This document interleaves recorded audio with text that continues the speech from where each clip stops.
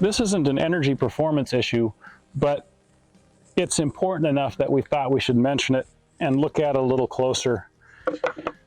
This foundation, as it stands currently, is dry stacked cinder block, or sometimes it's called CMU block. There is no mortar, there is no concrete, there's no rebar, and the pad itself, it looks a little small, but more importantly, it's just pavers. And none of this is connected anywhere, and the foundation itself doesn't have any bracket or anything tying it to our wall beam. And you know, you might ask yourself, well, how could this happen?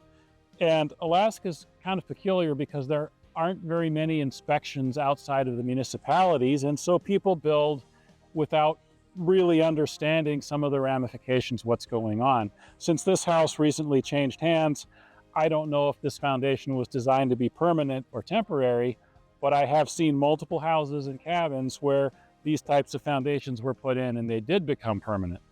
And this foundation as it stands, it will fail a structural inspection and could affect a house sale.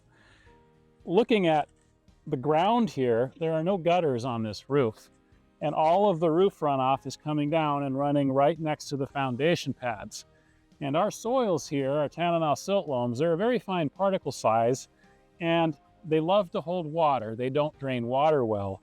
And so when you get a fine soil like that up against the foundation and it becomes saturated in the fall, you can have issues with frost heaves that could frost jack this foundation or otherwise damage it. One way or another, this foundation needs some serious attention.